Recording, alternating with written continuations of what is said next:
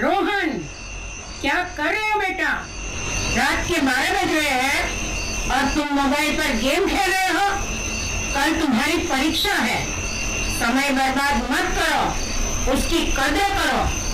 रोहन, रोहन। अरे माँ, मेरे पास बहुत समय है, 2 मिनट और, इस लेवल को पार कर लो, बाद में पढ़ने बैठ जाऊंगा। अरे रोहन छोड़ ना, माँ तो कहती रहती है थोड़ी देर और खेल लेते हैं, बाद में पढ़ लेंगे। समय साथ छोड़ देता है ना, तब दुनिया का कोई साधन, कोई मोबाइल, कोई परीक्षा कुछ नहीं बचा पाता। अरे अरे आप कौन हो? मैं हूं समय, जिसे तुम सबने हल्का समझा।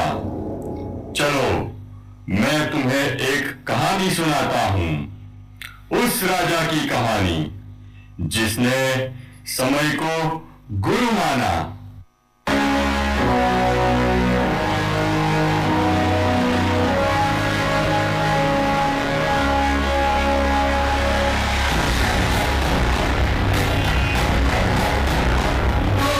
राजा हरिश्चंद्र सत्य के प्रतीक। पर एक दिन समय ने उन्हें भी परखा। जब समय का चक्र चलता है तो सब कुछ बदल जाता है। दरबार में उपस्थित सारे ऋषिगणों, स्वर्गलोक आने के लिए मनुष्य की क्या योग्यता होनी चाहिए? मैं विश्वामित्र, सर्वशक्ति प्राप्त करने वाला, मेरी तपस्या से बढ़कर कोई योग्यता नहीं।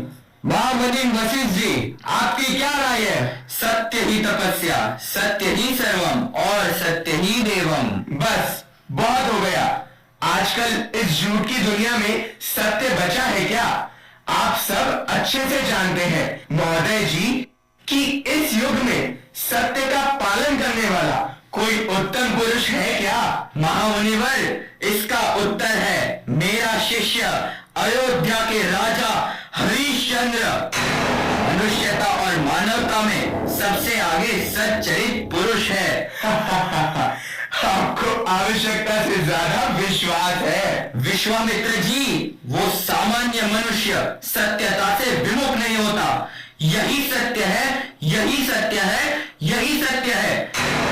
यदि आपको विश्वास नहीं तो आप उनकी परीक्षा भी ले सकते हैं। हाँ, मैं उनकी परीक्षा लूंगा। वशिष्ठ जी, यह मेरी शपथ है कि हरिश्चंद्र सत्यता को नहीं निभा पाएंगे। यह मैं साबित करूंगा। सुनिए वशिष्ठ जी, यदि हरिश्चंद्र मेरी परीक्षा में असफल हुआ तो असंभव।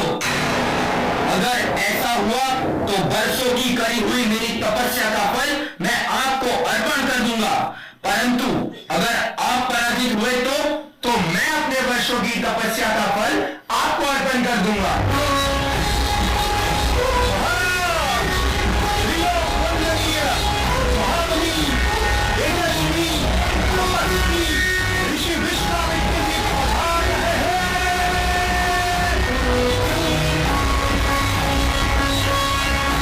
मैं राजा हरिश्चंद्र आपका स्वागत करता हूँ। प्रणाम मुनिवर। प्रणाम मुनिवर। राजन, मैंने सुना है कि आप सत्य का पालन करते हैं, इसीलिए मुझे आपकी सहायता की आवश्यकता है। जी मुनिवर, आप कहिए, मैं आपके लिए क्या कर सकता हूँ? यदि ऐसा है तो महाराज, आप जन सेवा हेतु अपना धन, वैभव, राज्य मुझे दान में दे दो। ऋषिवर, आप जैसे कहें। मैं सूर्यदेव और सभी देवता को साक्षी मानकर समस्त राज्य, धन, वैभव आपको अर्पण करता हूँ।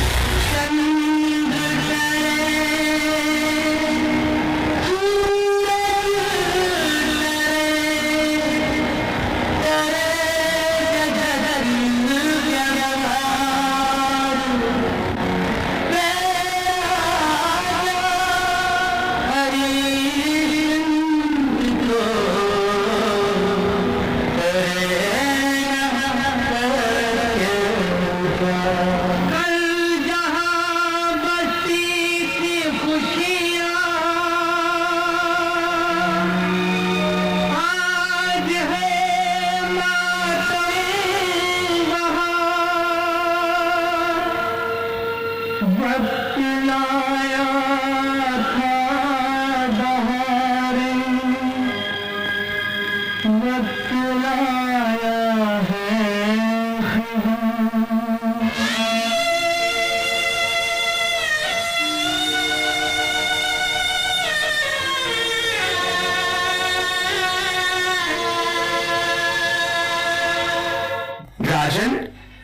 मुझे कुछ देना भूल तो नहीं गए? तुमने मुझे दान दिया, पर मेरी दक्षिणा कहां है? तुम्हें मुझे 1000 स्वर्ण मुद्राएं देनी ही होगी। परंतु मुनिवर, मैं एक सामान्य व्यक्ति हूं। मैं अपना राज्य, अपना धन, अपना सब कुछ आपको समर्पित कर चुका हूं। अब मेरे पास कुछ भी नहीं बचा है। जब तक ब्राह्मण को पूरी दक्षिणा नहीं मिलती, तब तक दान का कोई महत्व नहीं। राजन, आपको मुझे दक्षिणा देनी ही होगी। उसके लिए आप चाहे अपने परिवार को गिरा बेच दे। विधाता, आज एक राजा नहीं, एक ऐसा पिता और पति खड़ा है, पर सत्य की रक्षा के लिए मैं अपना सर्वस्व त्यागने के लिए तैयार हूं। यदि मेरी पत्नी तारा और पुत्र रोहित को बेचकर दक्षिणा पूर्ण करने का ही मार्ग है, तो मैं ये भी स्वीकार करता हूं। महाराज, आप मुझे और रोहित को बेच देंगे? इतना कठोर निर्णय आप कैसे ले पाए? राजन, वचन से बड़ा परिवार का घर होता है। क्या रोहित की मासूम आंखों में आपको अपनी प्रतिज्ञा से भी बड़ा सच नहीं दिखता? क्या पत्नी और पुत्र को बेचकर भी आपका हृदय शांत रहेगा? नहीं तारा, मेरा हृदय तो आज ही मर गया, पर इस समय मैं असत्य का मार्ग नहीं अपना सकता। ये पीड़ा, ये दर्द ही मेरा धर्म है। पिताजी, क्या आप मुझे बेच देंगे? हम आपके साथ नहीं रह पाएंगे? मुझे नहीं जाना पिताजी, मुझे नहीं जाना। आपके सिवाय मुझे कहीं नहीं जाना पिताजी। यदि यही आपका निर्णय है, तो हम भी आपके साथ चलेंगे इस अग्नि परीक्षा में। सुनो आयोजनों, सुनो, मैं सत्य का पालन करने वाला राजा हरिश्चंद्र हूं। आज मेरे सामने धर्म और वचन दोनों की अग्नि परीक्षा है। महर्षि विश्वामित्र को दिया हुआ वचन निभाने के लिए मुझे सब कुछ त्याग करना पड़ा। जो कोई इन्हें अपने संरक्षण में ले सके, इनकी रक्षा कर सके, इनका भोजन, वस्त्र और सम्मान दे सके, वही इनका स्वामी बन सकता है। मैं आपके इस त्याग का मूल्य इन स्वर्ण मुद्राओं से अदा करना चाहूंगी। आपसे रानी और तुम्हारा पुत्र मेरी सेवा में रहेंगे। मेरी तारा आपसे यह सेविका के रूप में मेरी सेवा में रहेगी। नहीं, मुझे नहीं जाना पिताश्री, मुझे छोड़ दो, मुझे नहीं जाना। सुनो, आज से तुम मेरे सेवक हो, और तारा तुम आज से मेरी सेवा में रहोगी। मैंने तुम्हें इतनी सारी मुद्राएं देकर यूं ही नहीं खरीदा है। कान खोलकर सुन लो तारा, आज से घर के सारे कामकाज तुम्हें करने होंगे। राजा, अब ये लेन देन नहीं पूर्ण हुआ। अब मैं इन्हें अपने साथ ले जा रही हूँ। ये लीजिए मुनिवर। राजा, इन मुद्राओं से मेरी दक्षिणा अभी भी पूर्ण नहीं होती है। अभी तुम्हें स्वयं को भी दान के रूप में समर्पित करना होगा। गुरुदेव, आपको दक्षिणा देने के लिए सिर्फ मैं स्वयं बचा हूं। यदि कोई मुझे अपना दास के रूप में स्वीकार करे, तो मैं प्रसन्नता पूर्वक अपनी सेवा अर्पित कर दूंगा। कौन हो तुम? मैं हरिश्चंद्र, समय का चक्र और सत्य की परीक्षा पूरी करने के लिए सब कुछ खो चुका हूं। मुझे दक्षिणा पूरी करने के लिए स्वयं को दास के रूप में बेचना पड़ा। क्या आप मुझे अपनी सेवा में रखोगे? सुनो हरिश्चंद्र, ये एक स्मशान है। यहाँ ना कोई राजा होता है, ना कोई भिखारी। अब से तुम मेरे दास हो। जो आदेश दूंगा वही करना होगा। यहाँ आंसू, दया, थकावट, किसी वस्तु की कोई कीमत नहीं।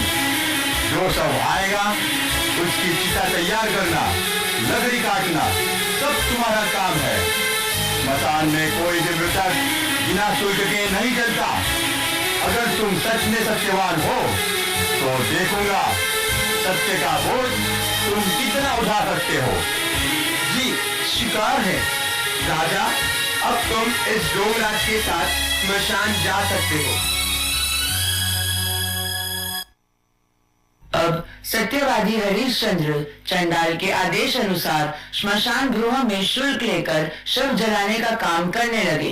तारामती, जो अब एक ब्राह्मण के घर दासी बन चुकी थी, और छोटा बालक रोहित दोनों अयोध्या के बाहर जंगल की ओर कड़ी सेवा के लिए भेजे जाते थे।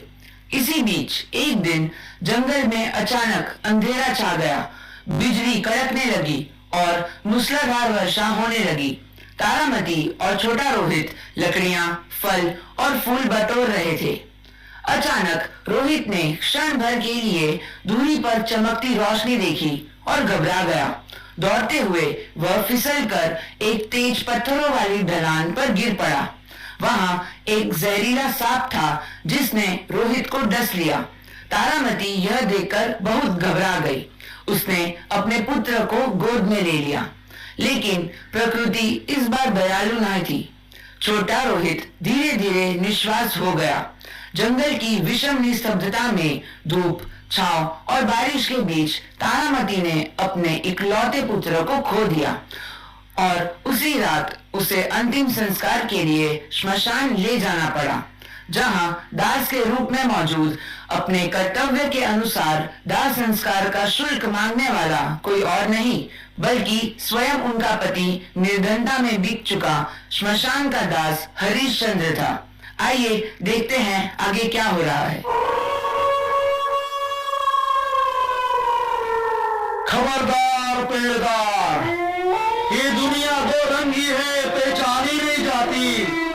समय का चक्र चलता है तो परेशानी टाली नहीं जाती। अरे ये रात को भाई का रोने का आवाज। अरे अभागिन, तुम कौन हो? किसी दयालु आत्मा की तलाश है जो मेरे पुत्र की चिता तैयार कर दे। मेरे पास धन नहीं, मेरा पुत्र बिना दाह संस्कार से ही दुनिया से नहीं जा सकता। अपने पुत्र का दाह संस्कार करने आए हो? यहाँ शुल्क के बिना दाह संस्कार नहीं होता।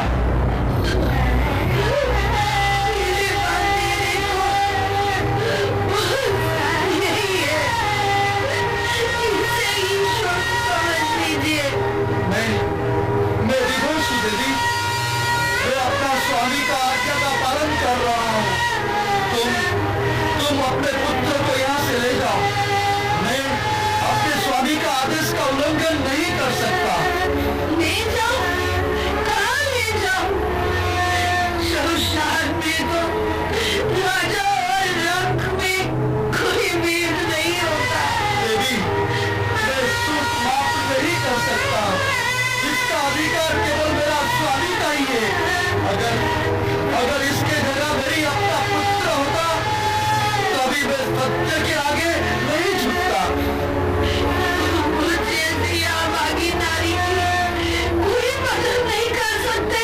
नहीं देवी, सत्य की राह पर चलकर राजा हरिश्चंद्र ने सब कुछ दान में दे दिया।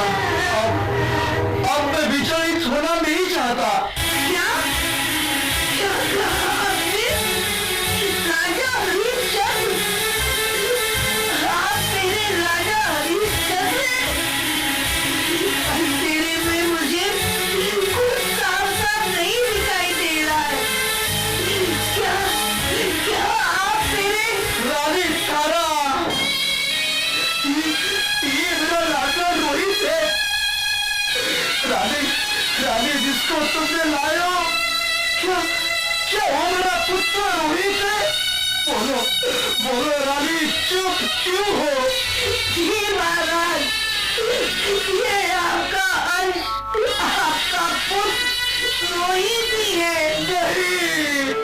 नहीं रानी, ये मेरा लाडला, मेरा सर्वस्व रोहित है। हे धरती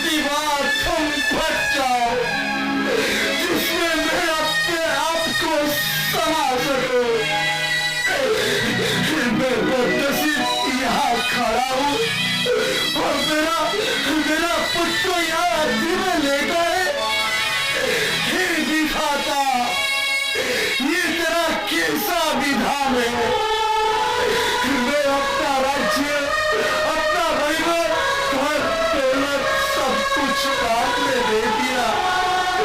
फिर भी मैं नहीं टूटा। परंतु रानी और पुत्र रोहित को देखकर मैं बुरी तरह से टूट गया। महाराज, आपका दुलारा, आपकी आंखों का तारा अब इस दुनिया में नहीं रहा। महाराज, अब जल्दी से इसका दाह संस्कार कर दो, जिससे इसकी आत्मा को शांति मिले। रानी, मैं बहुत अभागा हूँ जो अपना पुत्र का अंतिम संस्कार नहीं कर सकता। रानी, इतनी कठिन परीक्षा में भी मैं सत्य का राह नहीं छोड़ी। मुझे अपना मालिक का आज्ञा का पालन करना ही पड़ेगा। महाराज, मुझ जैसे अभागी के पास कुछ नहीं है। मैं ये सब कहाँ से लाऊं? रानी, मैं अपना सर्वस्व दान में दे दिया। राजा से रक्त बन गया। तुम्हें और अपने एकलौते पुत्र रोहित को बेच दिया। तब भी मैं अपना सत्य का मार्ग नहीं छोड़ा। और अब तुम ये चाहते हो कि मैं रोहित का अंतिम संस्कार करके मालिक के दिया हुआ वचन को तोड़ दूं? नहीं नहीं महाराज, नहीं चाहती तुम सत्य के मार्ग से भटक जाओ। अब मेरे रोहित को संभालना। मैं पड़ोस के गांव में जाकर अंतिम संस्कार के लिए शुल्क का इंतजाम करती हूँ। अरे, ये कौन है? ये यहाँ ऐसा क्यों लेटा है? ये तो बिल्कुल मेरे रोहित जैसा लगता है। पुत्र, क्या हुआ पुत्र? यही है, पकड़ लो इसे। डायन, तुझे हम कब से ढूंढ रहे हैं। इन्हें ना जाने कितने बच्चों की जान ले ली है। आज तू रंगे हाथों पकड़ी गई। अब चल दंड अधिकारी के पास। नहीं नहीं, मुझे छोड़ दो। मैंने कुछ नहीं किया। मैं निर्दोष हूँ। ये डायन है। इसने न जाने कितने बच्चों को मारा है। इस औरत का सर घर से अलग कर दो। चलो, ये लो तलवार, इसका सर से अलग कर दो। नहीं नहीं, मैं निर्दोष हूँ। मैंने कुछ नहीं किया। अरे ये क्या हो गया? हे विधाता, अब कौन सी परीक्षा ले रहा है? हे भगवान, मुझे क्या भूल हो गया है जिसकी मुझसे इतनी बड़ी सजा मिल रही है? मुझसे अपने हाथों से रानी को मारना पड़ रहा है। बस राजन, बहुत हो गया। तुमने अपने सत्य की राह पर चलकर सभी परीक्षा पूर्ण करी। तुम धन्य हो राजन, धन्य हो। मैं अपनी पराजय स्वीकार करता हूँ। तुम्हारा नाम सत्यवादी हरिश्चंद्र जन्मों जन्मों तक याद रखा जाएगा।